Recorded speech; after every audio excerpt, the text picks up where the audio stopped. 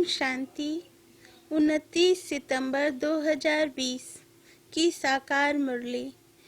बाबा कहते, मीठे बच्चे, तुम्हारी पढ़ाई का सारा मदार है योग पर। योग से ही आत्मा पवित्र बनती है, विक्रम विनाश होते हैं। प्रश्न, कई बच्चे बाप का बनकर फिर हाथ छोड़ देते हैं, कारण क्या होता है? उत्तर, बाप को पूरी रीति न पहचानने के कारण, पूरा निश्चय बुद्धि न होने के कारण 8-10 वर्ष के बाद भी बाप को फारकती दे देते हैं, हाथ छोड़ देते हैं, पद भ्रष्ट हो जाता है। दूसरा, क्रिमिनल आई होने से माया की ग्रहचारी बैठ जाती है, अवस्था नीचे ऊपर होती रहती है, तो भी पढ़ाई छूट जाती है। ओम शांति। बाबा बोले, रूहानी बच्चों प्रति रूहानी बाप समझा रहे हैं।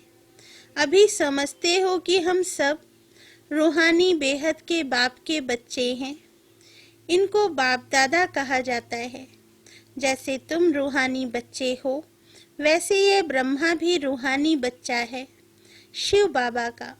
शिव बाबा को रथ तो जरूर चाहिए ना, इसलिए जैसे तुम आत्माओं को ऑर्गन्स मिले हुए हैं कर्म करने के लिए, वैसे शिव बाबा का भी यह रथ है, क्योंकि यह कर्म क्षेत्र है जहाँ कर्म करना होता है। वह है घर जहाँ आत्माएं रहती हैं। आत्मा ने जाना है हमारा घर शांति धाम है, वहाँ यह खेल नहीं होता, बत्तियां आदि कुछ नहीं होती, सिर्फ आत्माएं रहती हैं। यहाँ आती हैं पाठ बजाने, तुम्हारी बुद्धि में है। यह बेहद का ड्रामा है। जो एक्टर्स हैं, उन्हों की एक्ट शुरू से लेकर अंत तक तुम बच्चे नंबरवार पुरुषार्थ अनुसार जानते हो। यहाँ कोई साधु संत आदि नहीं समझाते हैं। यहाँ हम बच्चे बेहद के बाप के पास बैठे हैं।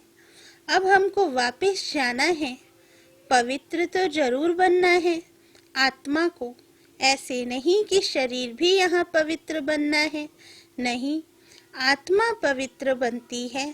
शरीर तो पवित्र तब बने जब 5 तत्व भी सतो प्रधान हो। अब तुम्हारी आत्मा पुरुषार्थ कर पावन बन रही है, वहाँ आत्मा और शरीर दोनों पवित्र होते हैं, यहाँ नहीं हो सकते। आत्मा पवित्र बन जाती है तो फिर पुराना शरीर छोड़ती है, फिर नए तत्वों से नए शरीर बनते हैं। तुम जानते हो हमारी आत्मा बेहद के बाप को याद करती है, वह नहीं करती है। यह तो हर एक को अपने से पूछना है। पढ़ाई का सारा मदार है योग पर। पढ़ाई तो सहज है, समझ गए हैं कि चक्र कैसे फिरता है। मुख्य है ही याद की यात्रा। यह अंदर गुप्त है, देखने में थोड़े ही आता है। बाबा नहीं कह सकते कि ये बहुत याद करते हैं व कम। हाँ, ज्ञान के लिए बता सकेंगे कि ये ज्ञान में बहुत तीखा है। याद का तो कुछ देखने में नहीं आता है, ज्ञान मुख से बोला जाता है। याद तो है, अजपा जाप। जाप अक्षर भक्ति मार्ग का है। जाप माना कोई का नाम जपना। यहाँ तो आत्मा को अपने बाप को याद करना है। बाबा कहते, तुम जानते हो हम बाप को याद करते करते पवित्र बनते बनते मुक्ति धाम शांति धाम में जाकर पहुँचेंगे। ऐसे नहीं कि ड्रामा से मुक्त हो जाएंगे। मुक्ति का अर्थ है दुख से मुक्त हो, शांति धाम जाए, फिर सुख धाम में आएंगे। पवित्र जो बनते हैं वह सुख भोगते हैं। अपवित्र मनुष्य उन्हों की खिदमत करते हैं। पवित्र की महिमा है, इसमें ही मेहनत है।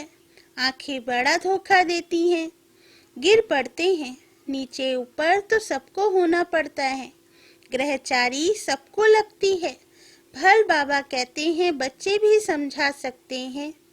फिर कहते हैं माता गुरु चाहिए, क्योंकि अब माता गुरु का सिस्टम चलता है। आगे पिताओं का था, अभी पहले पहले कलश माताओं को मिलता है। माताएं मेजॉरिटी में हैं। कुमारियां राखी बांधती हैं पवित्रता के लिए। भगवान कहते हैं काम महाशत्रु है, इस पर जीत पहनो। रक्षाबंधन पवित्रता की निशानी है। वो लोग राखी बांधते हैं, पवित्र तो बनते नहीं हैं। वह सब है आर्टिफिशियल राखी, कोई पावन बनाने वाले नहीं हैं। इसमें तो ज्ञान चाहिए। अभी तुम राखी बांधते हो, अर्थ भी समझाते हो, यह प्रतिज्ञा कराते हैं जैसे सिख लोगों को कंगन निशानी होती है, परंतु पवित्र तो बनते नहीं। पतित को पावन बनाने वाला सर्व का सद्गति दाता एक है, वह भी देहधारी नहीं है। पानी की गंगा तो इन आँखों से देखने में आती है। बाप जो सद्गति दाता है, उनको इन आँखों से नहीं देखा जाता। आत्मा को कोई भी देख नहीं सकते कि वह क्या चीज है। कहते भी हैं हमारे शरीर में आत्मा है, उनको देखा है, कहेंगे नहीं। और सब चीजें जिसका नाम है वह देखने में जरूर आती हैं। आत्मा का भी नाम तो है, कहते भी हैं भ्रकुटी के बीच में चमकता है अजब सितारा, परंतु देखने में नहीं आते हैं। परमात्मा को भी याद करते हैं, देखने में कुछ नहीं आएगा। लक्ष्मी नारायण को देखा जाता है इन आँखों से। लिंग की भल पूजा करते हैं, परंतु वह कोई यथार्थ रीति तो नहीं है ना। देखते हुए भी जानते नहीं हैं परमात्मा क्या है, यह कोई नहीं जान सकते।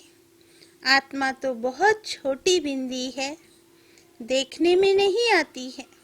ना आत्मा को ना परमात्मा को देखा जा सकता है, जाना जाता है। अभी तुम जानते हो हमारा बाबा आया हुआ है इनमें। इस शरीर की अपनी आत्मा भी है। फिर परमपिता परमात्मा कहते हैं मैं इनके रथ पर विराजमान हूँ, इसलिए बाप दादा कहते हो। अब दादा को तो इन आँखों से देखते हो, बाप को नहीं देखते हो। जानते हो बाबा ज्ञान का सागर है, वह इस शरीर द्वारा हमको ज्ञान सुना रहे हैं। वह ज्ञान का सागर पतित पावन है। निराकार रास्ता कैसे बताएंगे? प्रेरणा से तो कोई काम नहीं होता। भगवान आते हैं यह किसको भी पता नहीं है। शिव जयंती भी मनाते हैं तो जरूर यहाँ आता होगा ना। तुम जानते हो अभी वह हमको पढ़ा रहे हैं। बाबा इसमें आकर पढ़ाते हैं। बाप को पूरी रीति न पहचानने के कारण, निश्चय बुद्धि न होने कारण 8-10 वर्ष के बाद भी फारकती दे देते हैं। माया बिल्कुल ही अंधा बना देती है। बाप का बनकर फिर छोड़ देते हैं तो पद भ्रष्ट हो जाता है। अब तुम बच्चों को बाप का परिचय मिला है तो औरों को भी देना है। ऋषि मुनि आदि सब नेति नेति करते गए। आगे तुम भी जानते नहीं थे, अभी तुम कहेंगे हाँ हम जानते हैं, तो आस्तिक हो गए। सृष्टि का चक्र कैसे फिरता है यह भी तुम जानते हो। सारी दुनिया और तुम खुद इस पढ़ाई के पहले नास्तिक थे, अब बाप ने समझाया है तो तुम कहते हो हमको परम पिता परमात्मा बाप ने समझाया है, आस्तिक बनाया है। हम रचता और रचना के आदि मध्य अंत को नहीं जानते थे। बाप है रचता, बाप ही संगम पर आकर नई दुनिया की स्थापना भी करते हैं और पुरानी दुनिया का विनाश भी करते हैं। पुरानी दुनिया के विनाश के लिए यह महाभारत लड़ाई है। जिसके लिए समझते हैं। उस समय कृष्ण था, अभी तुम समझते हो निराकार बाप था। उनको देखा नहीं जाता है, कृष्ण का तो चित्र है, देखा जाता है। शिव को देख नहीं सकते, कृष्ण तो है सतयुग का प्रिंस, वही फीचर्स फिर हो ना सके। कृष्ण भी कब कैसे आया यह भी कोई नहीं जानते। कृष्ण को कंस की जेल में दिखाते हैं, कंस सतयुग में था क्या, यह हो कैसे सकता। कंस असुर को कहा जाता है। इस समय सारी आसुरी संप्रदाय है ना, एक दो को मारते काटते रहते हैं। दैवी दुनिया थी, यह भूल गए हैं। ईश्वरी दैवी दुनिया ईश्वर ने स्थापन की, यह भी तुम्हारी बुद्धि में है। नंबरवार पुरुषार्थ अनुसार अभी तुम हो ईश्वरीय परिवार, फिर वहाँ होंगे दैवी परिवार।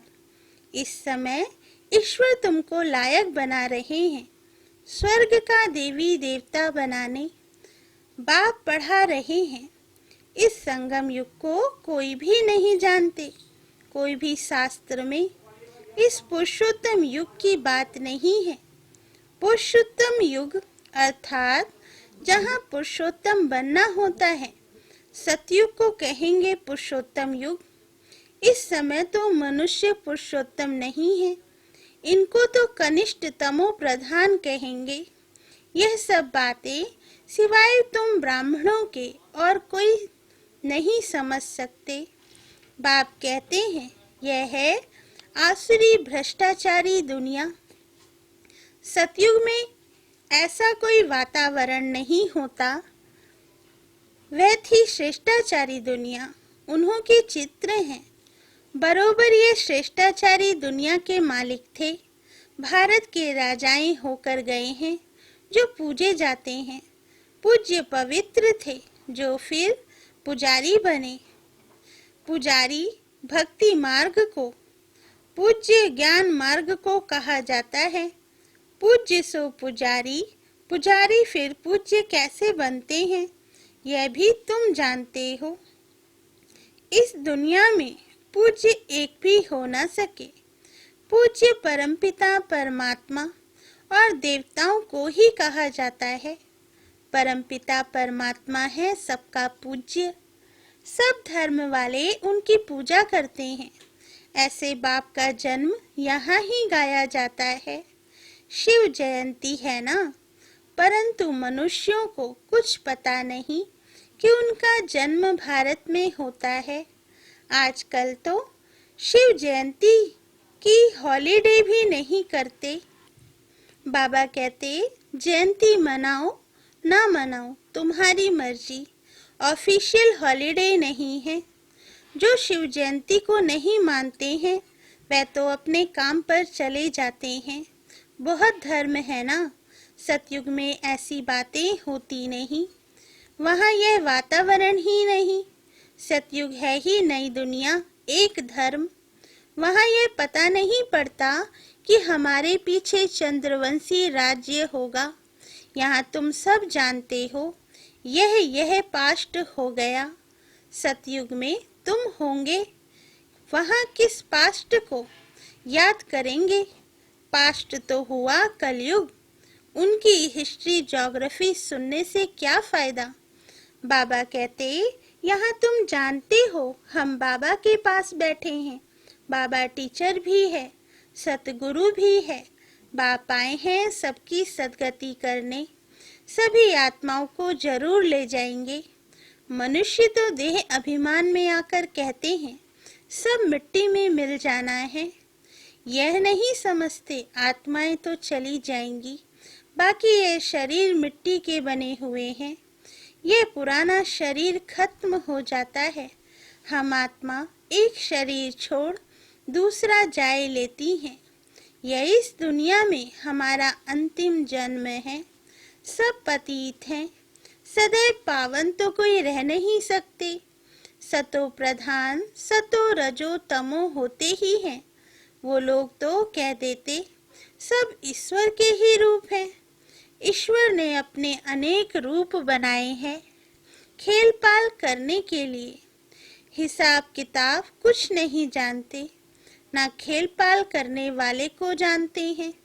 बाप ही बैठकर वर्ड की हिस्ट्री ज्योग्राफी समझाते हैं। खेल में हर एक का पार्ट अलग अलग है, सबका पोजीशन अलग अलग है। जो जैसा पोजीशन वाला होता है उनकी महिमा होती है। यह सब बातें बाप संगम पर ही समझाते हैं।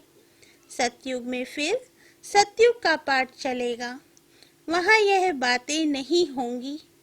यहाँ तुमको सृष्टि चक्र का ज्ञान बुद्धि में फिरता रहता है।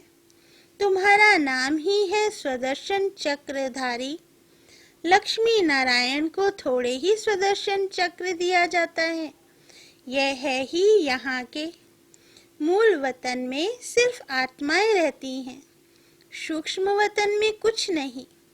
मनुष्य, जानवर, पशु पक्षी आदि सब यहाँ होते हैं। सतयुग में मोर आदि दिखाते हैं। ऐसे नहीं कि वहाँ मोर के पंख निकाल पहनते हैं, मोर को थोड़े ही दुख देंगे। ऐसे भी नहीं मोर का गिरा हुआ पंख ताज में लगाएंगे, नहीं, ताज में भी झूठी निशानी दे दी है। वहाँ सब खूबसूरत चीजें होती हैं, गंदी कोई चीज का नाम निशान नहीं। ऐसी कोई चीज नहीं होती जिसको देखकर घृणा आए। यहाँ तो घृणा आती है ना। वहाँ जानवरों को भी दुख नहीं होता। सतयुग कितना फर्स्ट क्लास होगा। नाम ही है स्वर्ग, हेवन, नई दुनिया। यहाँ तो पुरानी दुनिया में देखो बरसात के कारण मकान गिरते रहते हैं, मनुष्य मर जाते हैं, अर्थक्वेक होगी, सब दबकर मर जाएंगे। सतयुग में बहुत थोड़े होंगे, फिर बाद में वृद्धि को पाते रहेंगे। पहले सूर्यवंशी होंगे। जब दुनिया 25% पुरानी होगी तो पीछे चंद्रवंशी होंगे। सतयुग 1250 वर्ष है, वह है 100% नई दुनिया, जहाँ देवी देवता राज्य करते हैं। तुम्हारे में भी बहुत इन बातों को भूल जाते हैं। राजधानी तो स्थापन होनी ही है, हार्ट फेल नहीं होना है। पुरुषार्थ की बात है। बाप सभी बच्चों से एक समान तदबीर पुरुषार्थ कराते हैं। तुम अपने लिए विश्व पर स्वर्ग की बादशाही स्थापन करते हो। अपने को देखना है हम क्या बनेंगे। अच्छा, मीठे मीठे सिकिलदे बच्चों प्रति माता पिता बाप दादा का याद प्यार और गुड मॉर्निंग। रूहानी बाप की रूहानी बच्चों को नमस्ते। धारणा के लिए मुख्य सार। फर्स्ट पॉइंट, इस पुरुषोत्तम युग में स्वर्ग के देवी देवता बनने की पढ़ाई पढ़कर स्वयं को लायक बनाना है। पुरुषार्थ में हार्ट फेल, दिल शिकस्त नहीं होना है।